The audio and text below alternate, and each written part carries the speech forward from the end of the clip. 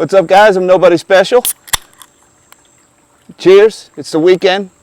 We're going to do things a little differently today. Markets are closed. There's not a whole lot going on. So figured I'd take this time just kind of talk to you guys a little off the cuff. In particular, this video is for the millennials out there.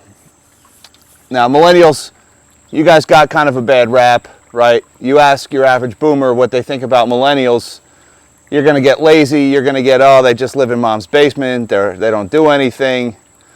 And you know what? I was born in 1980, so I'm pretty sure I'm a Gen Xer. I'm like right in the gray area there. But they said the same thing about Gen Xers when we were kids.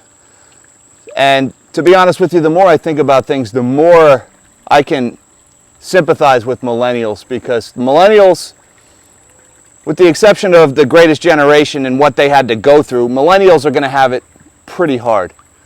They're going to be the first generation, at least financially speaking, that has it worse than their parents. And it's not their fault. You know, if you're a millennial, you were born $300,000 in debt based on your share of the national debt. And that's not fair. And you have a right to be angry about that. Now you have two choices, millennials. You can accept defeat, and you could say the last generation's messed things up too much. No matter what I do, no matter how hard I try, I'm never going to get anywhere. And you could go on and live maybe a mediocre life. And you know what? A lot of your friends are going to do that. A lot of my friends did that. A lot of my friends got out of college and bought their first house just to watch the great financial crisis happen. And they lost everything they worked and saved for in their first home when the housing market crashed. And that happened to me. I lost all the money I made as a commercial fisherman in my first home, over $100,000 in losses. I could have taken that loss, and I could have said, you know what, no matter how hard I try, I'm never going to get anywhere. And I'd be right back where I was then. But I didn't accept that. I kept working. I kept doing things other people weren't willing to do. And now I live like this.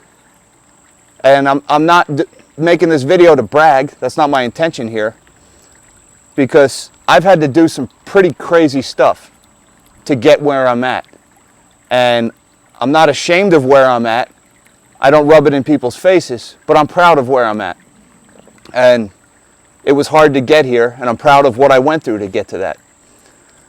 So if you're one of those millennials who's sitting there saying, no matter what I do, I'm never going to get anywhere, I want to tell you a story about what I went through. And I'm going to call this story the Aqua Scooter. All right? And I'm going to use my little 5-gallon bucket here to illustrate the Aqua Scooter. All right? You see, after college, I squandered the opportunity my parents worked very hard to give me in college. And I partied, and I got bad grades, and I didn't finish school in 4 years.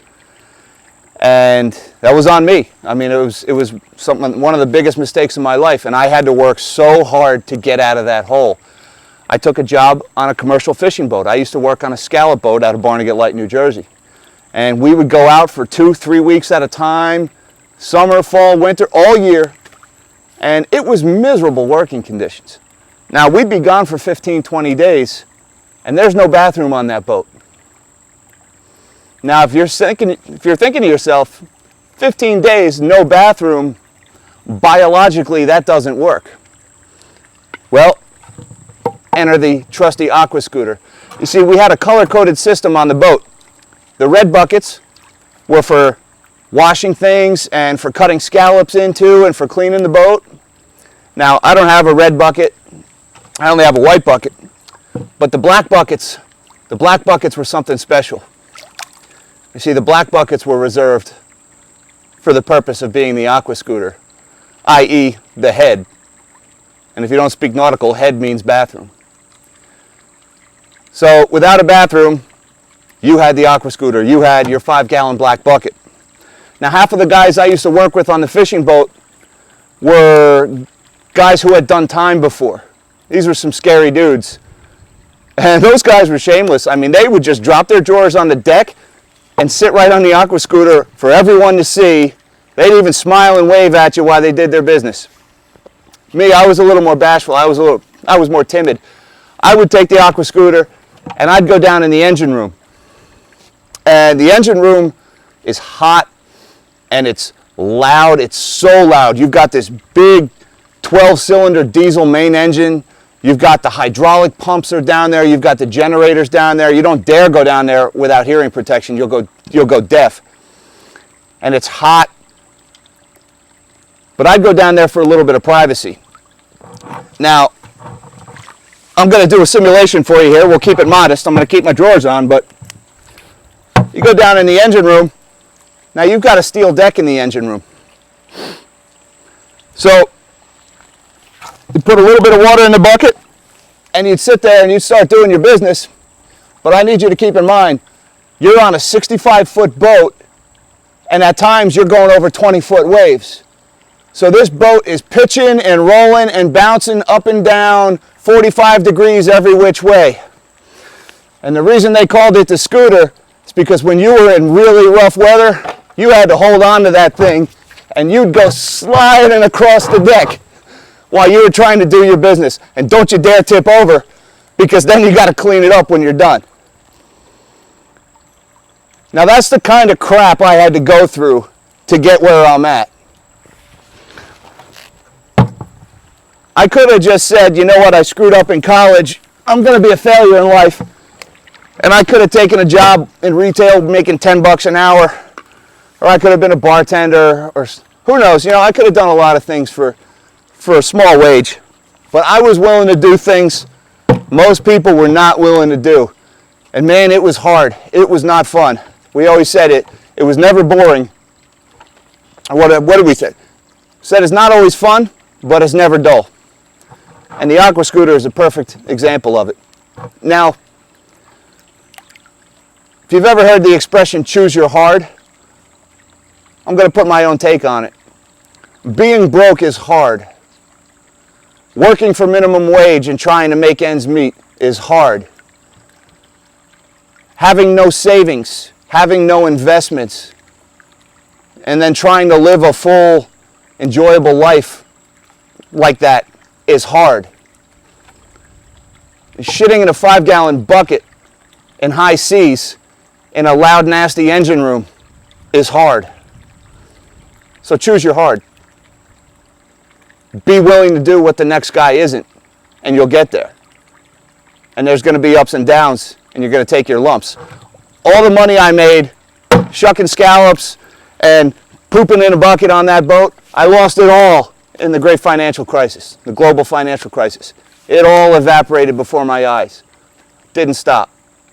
I took that money I made fishing. I finished college. I corrected the mistake I made. I bought my first house. I lost everything I had left in my first house, but I kept working. I kept investing. I kept doing things people weren't willing to do. And now, I live here. I got a good life. I'm giving my kids a good childhood. I'm not living check to check. Things are good. So that's all I wanted to tell you guys, and especially you millennials, because there are difficult times ahead. You know, I've talked about the things like hyperinflation and the possibilities of a market crash or another housing crash. I mean, there are some hard times ahead. You are going to take your lumps. And a lot of your friends are going to take those lumps and they're going to give up.